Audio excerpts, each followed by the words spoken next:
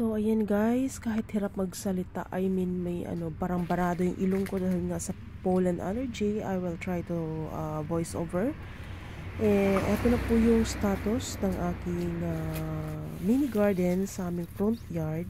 So, yan po yung rosemary flowers or blossom. Napakaganda kahit maliit lang sila, sawayaka, it means refreshing yun. Tapos yung una nyo nakikita kanina is yun po yung blackberry. Nag-start na mag-bloom. Ayan po yung aking blackberry. Nag-start na silang magkaroon ng new leaves. Yun, yan ang aking lemongrass. Ayan, iisa lang yatang puno nakasurvive sa aking nireplant.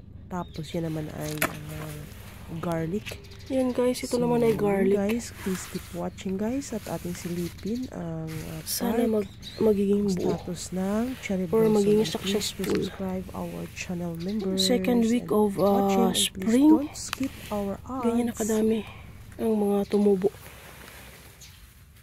Dadamihin ko pa yan. Oh, ang dami. Kaya lang, busy ako sa aking work, kaya hindi na ako makakasikaso sa aking garden. Meron din doon garlic. Then, ayan, strawberry. Lumabas na rin ang kanilang new leaves. And soon, they will varying flowers. Ayan, meron na nga yatang ay, ayan. Meron na nga. Start na siya mag-flower. Strawberry guys, wild na sila. Hindi ko na sila nireplant. Hinayaan ko na lang sila na tumubo anywhere sa aming front yard garden. Yan. Ang magkaroon ng bunga, swerte. Ang hindi magkaroon ng bunga, it's okay. Yun. At ang dami ko pang blackberry na jam sa ref. Hindi kasi nadala ng brother ko nung nagbakasyon sila dito noong January. December and January pala. So yun. At ayun, lemongrass ko is for sure buhay yan. So yan yung update ng aking garden on this season. Second week of spring. Kasabay ng pagtubo ng mga tawag doon, strawberry ang mga damo. So, wala akong ginagawa dito. Wala akong binago sa kanilang posisyon. Sa strawberry, unlike dati na wala pang trabaho. Talagang asikaso yan. Ngayon, wala na. Ayan, mga strawberry yung mga yan. Tumutubo nila kung saan-saan. So, keep on watching guys. Silipin natin ang park. Kung meron na bang, ayan strawberry. Kung meron na bang nag-bloom na sakura or cherry blossom. So yun, meron din dito lemongrass. So this year, magkakaroon ako ng maraming lemongrass. Hopefully na magkaroon ng maraming dahon para hindi na ako bibiling frozen. Iba kasi talaga yung organic. And this one is also garlic. Keep on watching guys until end.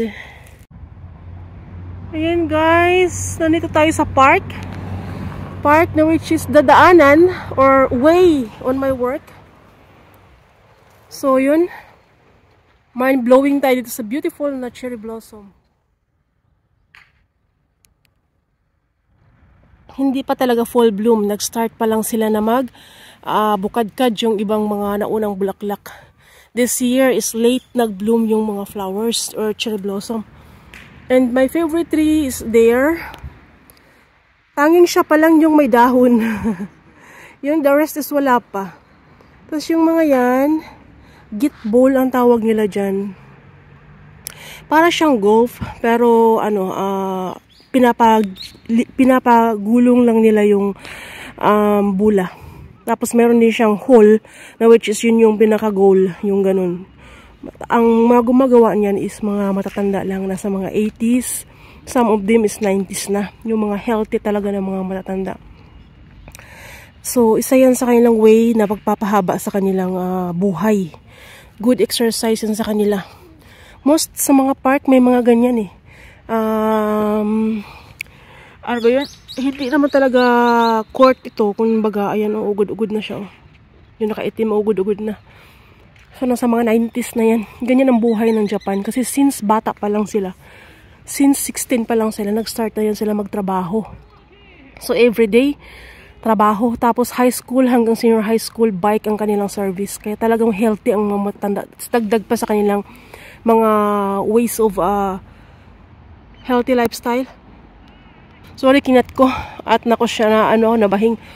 Ayan, ang ganda. Kaya this year, ang sensyahan niya po ang boses ko guys kasi ang pollen allergy ko is peak season ngayon. Kaya talagang napakahirap. Buti na nga lang kahit hindi ako iinom ng gamot, kaya ko. Kasi yung iba talaga kailangan inuman ng gamot para makakagalaw sila. Kasi marang may dala siyang fever Yun. Ang swerte ng mga elementary na first grade or grade 1. Kasi ang ganda ng kanilang entrance ceremony kasi full bloom yung cherry blossom. So hanggang dito lang siguro. Grabe, ito lang yung update, hindi pa siya full bloom. At ako din ay diretso na sa trabaho. Nandun yung bike ko sa likod ng puno. Ang ganda guys, hindi pa nga siya full bloom pero maganda na kasi nga blue ang sky. Kasi last year, napaka-early ng bloom ng cherry blossom. So, yung mga nanay or yung mga parents na mag-grade 1 yung kanilang anak, pupunta sa park, dala nila yung kanilang backpack or landosel, yung pinaka-bag nila mula grade 1 hanggang grade 6, tapos nag-picture taking sila dito sa park para lang maka-captured ng cherry blossom. But this year, sa school, bawat kasi school is may mga cherry blossom kasi na puno. So, this year, hindi na kailangan pumunta ng park dahil late nag-bloom yung cherry blossom. Then sa Monday, kasi ang entrance ceremony ng grade 1 or mga papasok ng first year high, first year high at saka first year senior high. So, yun, napakaswerte nila dahil ang cherry blossom is fresh pa ng bloom nila. So, yun. Ang ganda. So, until here guys, thanks for watching sa ating short vlog update sa second week of spring. Ayan, lahat yan puro yan cherry blossom. Mga ilang puno din, mayroon pa doon. Pero, yun.